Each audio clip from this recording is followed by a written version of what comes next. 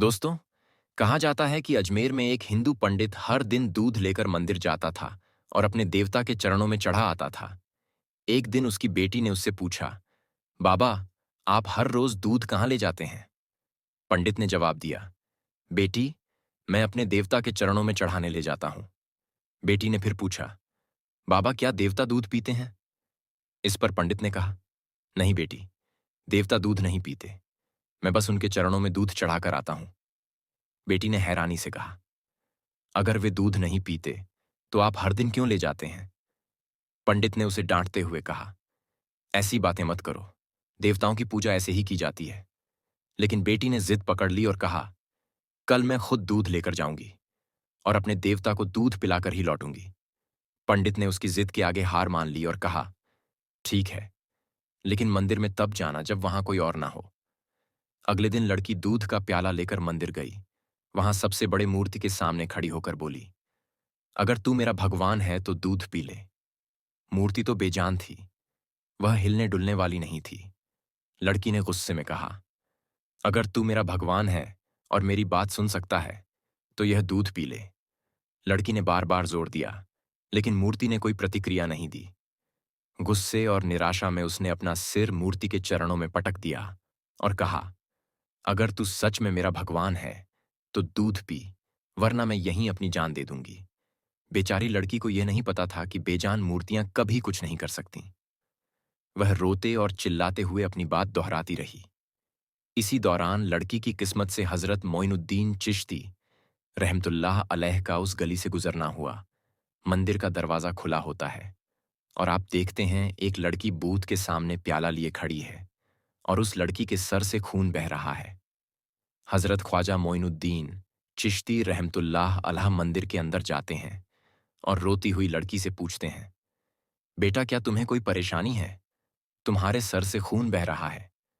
लड़की रहमतुल्लाह अलैह के चेहरे की तरफ देखकर कहती है, बाबा जी, तुम्हें मुझसे क्या लेना देना है? यह मेरा और मेरे खुदा का मामला है। हजरत मोइनुद्दीन चिश्ती रहमतुल्लाह अल फिर से लड़की को कहते हैं, बेटा बताओ तो सही, क्या बात है, किस वजह से रो रही हो? इस पर लड़की कहती है कि बाबा जी, मैं अपने खुदा को कह रही हूं कि दूध को पी लो, ताकि मैं अपने घर वापस जाऊं और जाकर सबको बताऊं कि हमारा खुदा भी सुनता और खाता और पीता भी है। हजरत मोइनुद्दीन चिश्ती रहमतुल्लाह अल उस लड़की को समझाते हैं कि बेटा, भूत कभी हरकत नहीं करते, आप यह जिद क्यों कर रही हैं? लड़की ने जवाब दिया कि बाबा जी, मुझे तो अपने खुदा को दूध पिलाकर ही जाना है। अगर इसने दूध ना पिया तो मैं अपनी जान दे दूंगी। हजरत मोइनुद्दीन ची रहमतुल्लाह अलह जब लड़की में यह जुनून देखते हैं तो बुद्ध के पास जाकर बुद्ध का कान पकड़कर कहते हैं, तू दूध क्यों नहीं पीता? इस लड़की को क्यों इतना रुला रहा है?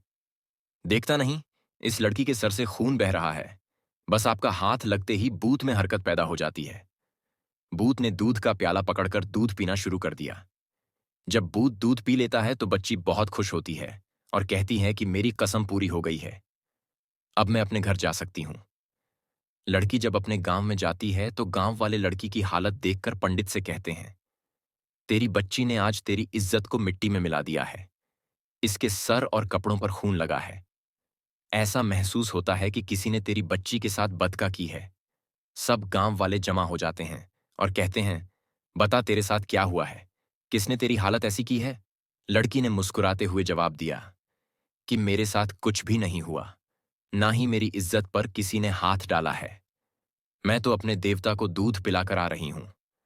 गांव वाले कहते हैं कि पंडित की बेटी का दिमाग खराब हो गया है, यह लड़की पागलों वाली बातें कर रही है। लड़की ने जवाब दिया कि अगर आपको यकीन नहीं आता तो मेरे साथ चलिए, मैं आप लोगों के सामने देवता को दूध पिलाकर दिखा दूंगी। अगली सुबह सारे गांव के लोग यह माजरा देखने के लिए मंदिर पहुंच जाते हैं। पंडित और उसकी बेटी भी उनके साथ जाती है। लड़की बूथ से कहती है कि ए खुदा, दूध पी ले, एक बार नहीं कई बार कहती हैं, पर वह बिल्कुल हरकत नहीं करता। वहां लोगों का मजमा यही कहता है कि ए लड़की, पागलों वाली हरकतें ना कर, देवता हरकत नहीं करते। लड़की कहती है कि ए मेरे खुदा, तुझे मेरी इज्जत की कसम है, दूध पी ले, पर बुत को कोई असर नहीं होता। लड़की बुत को कहती है कि दूध पीता है कि मैं कल वाले बुजुर्ग को बुलाकर लाऊं। लड़की के मुंह से यह अल्फाज निकलते ही बूथ दूध का प्याला उठाता है और पूरा पी जाता है वहां। सब लोग यह माजरा देखकर हैरान होते हुए कहते हैं कि बेटा, वह कल वाला बुजुर्ग कौन है जिसका तुम नाम ले रही हो? लड़की जवाब देती है कि मैं उसका नाम पता तो नहीं जानती, लेकिन इतना पता है कि वह इधर को गया था। अब सब गांव वाले हजरत मोइनुद्दीन चिश्ती रहमतुल्लाह अलैह की तलाश में निकल पड़ते हैं। एक दरख्त के नीचे हजरत ख्वाजा मोइनुद्दीन चिश्ती रहमतुल्लाह अलैह को इबादत में मशहूर देखकर वह लड़की कहती है, यही वह बाबाजी है जिनके नाम पर बुद्ध ने दूध पी लिया है। सब आप रहमतुल्लाह अलैह के कदमों में गिर पड़ते हैं और कहने लगते हैं, बाबा जी, वह कौन सा जादू है जिसके जरिए पत्थर भी दूध पीने लगते हैं? आपने फरमाया कि वह कोई जादू नहीं है जिसके जरिए से बुद्ध ने दूध पी लिया। वह तो सब मेरे रब का फजल कर्म है। लोग कहते हैं, बाबा जी, आपका रब कौन है? आप रहमतुल्लाह अलैह जवाब देते हैं कि मेरा रब सबको जिंदगी और मौत अता करने वाला है, जिसकी मर्जी के बगैर पत्ता भी हरकत नहीं कर सकता। वही जमीन और आसमान का मालिक है, वही रिस्क अता करने वाला है सब लोग। हजरत मोइनुद्दीन चिश्ती रहमतुल्लाह अलैह को बड़े अदब के साथ पूछते हैं कि आप कौन हैं और आप रहमतुल्लाह अलैह का मजहब क्या है? आप रहमतुल्लाह अलैह ने जवाब दिया, मेरा मजहब इस्लाम है। मेरे नाना का नाम हजरत मोहम्मद मुस्तफ़ा सल्लल्लाहु ताला अलैहि वसल्लम है। हजरत ख्वाजा मोइनुद्दीन चिश्ती रहमतुल्लाह अलैह का यह कहना ही था कि उस लड़की के बाप आप रहमतुल्लाह अलैह के कदमों में गिर कर कहने लगा, बाबा, आप हमारे बुद्ध को दूध पिलाने आए हो या हम सबको रसूल अकरम सल्लल्लाहु अलैहि वसल्लम का उम्मती बनाने के लिए? उसके बाद सब बस्ती के लोग आपकी कदमों में गिर पड़े, कलमा पढ़ा और सब के सब मुसलमान हो गए। एक रोज हजरत ख्वाजा गरीब नवाज रहमतुल्लाह अलैह जंगल से गुजरे। वहां आपने देखा कि कुछ लोग हैं जो आग की पूजा कर रहे हैं। यह लोग इस कदर रियाजत और मुजादत करते थे कि 6 महीने तक दाना पानी जुबान पर नहीं रखते थे।